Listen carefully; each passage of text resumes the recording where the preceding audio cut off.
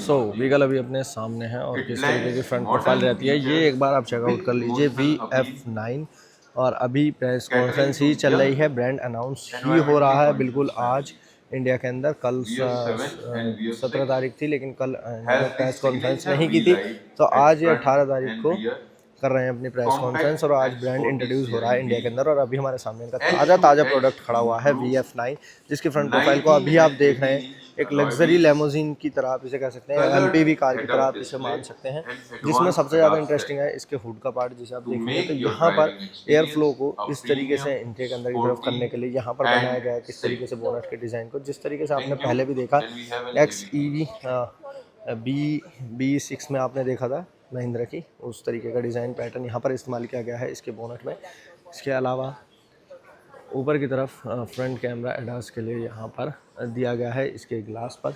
इसके अलावा बात करें हेडलैम्प्स की तो ऊपर की तरफ यहाँ पर हैं इसके LED DRLs by functional LED indicator के साथ में पूरे कनेक्टिंग वाले इसके DRLs रहने वाले हैं। और बात करें जब इसके हेडलैम्प्स की, डुअल प्रोजेक्टर LED हेडलैम्प्स का इस्तेमाल किया गया है इसके फ्रंट में।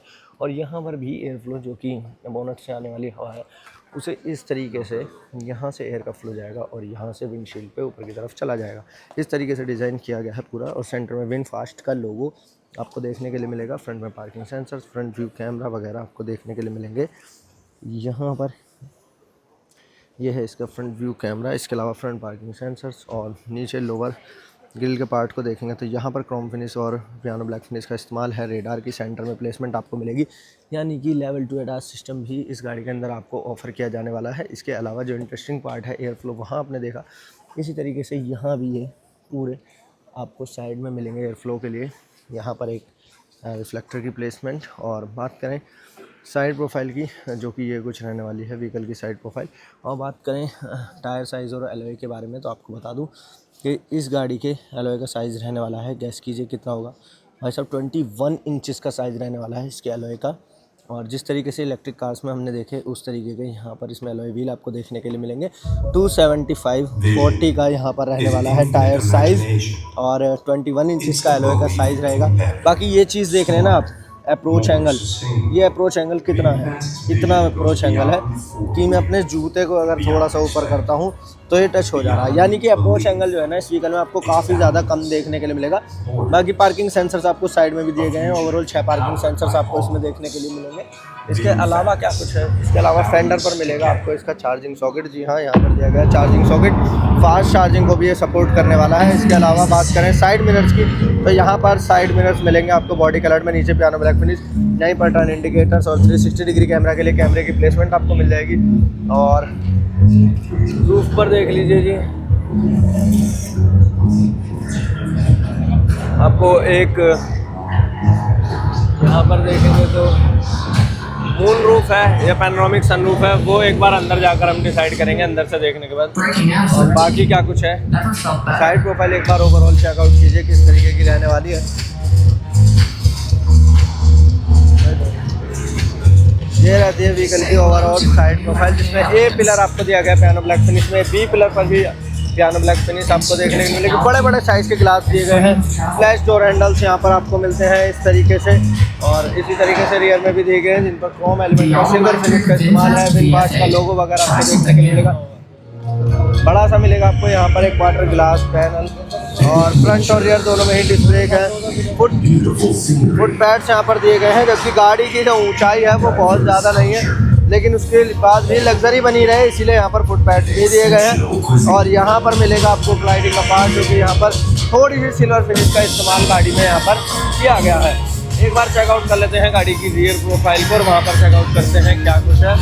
तो यहाँ पर आप देखेंगे रहती है गाड़ी की रियर प्रोफाइल, जिसमें ऊपर की तरफ हाई माउंट स्पॉट लैंप है, वाइपर कोई भी नहीं है, सॉरी डिफोगर है सिर्फ। ऊपर की तरफ शार्प फिन एंटीना दिया गया। पीछे से प्रोफाइल जो है थोड़ी सी स्लोप में लगती है, जिस तरीके से नीचे की तरफ है। और ये चीज़ आप नोटिस करेंगे कि इसकी रूफ में है भी, जिस तरीके से रूफ आ रही है थोड़ा सा स्लोप कहीं ना कहीं आके इसकी थर्ड रो में आकर के बन जाता है। और फर्स्ट और सेकंड रो में तो आपको कुछ इस तरीके का स्लोप देखने के लिए नहीं मिलता। बाकी जो रियर प्रोफाइल है उसे एक बार आप चेकआउट कीजिए किस तरीके की रहने वाली है। VF9 की कनेक्टिंग वाले टेल लैंप्स नहीं है। सेंटर में वी विनफास्ट का लोगो जो है वो इन्हें सेपरेट कर देता है इसके टेल लैंप्स को। और क्रोम में वी यानी विनफास्ट का लोगो आपको देखने के लिए मिलेगा। इसके अलावा रियर में भी आपको 6 ही पार्किंग सेंसर्स देखने के लिए मिलेंगे, जिस तरीके से फ्रंट में हमने देखे और बाकी सिल्वर फिनिश है, रिफ्लेक्टर्स हैं। रियर में 2 कैमराज यहाँ पर दिए गए हैं जो कि यहाँ पर प्लेस है आपको दिखे हुए।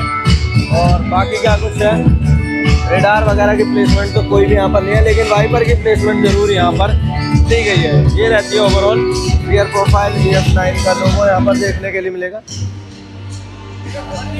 इस तरीके के रहते हैं टेल लैम्प से देख सकते हैं। कनेक्टिंग पूरी तरीके से नहीं है, सिर्फ यहाँ तक पार्ट जो है वो थोड़ा सा कनेक्टिंग का रहता है।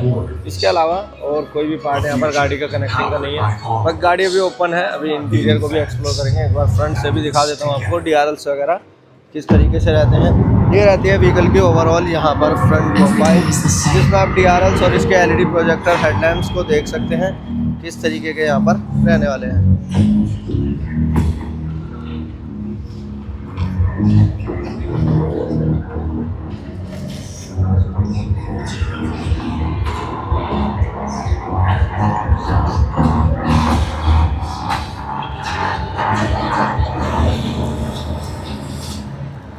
Breaking out of the routine.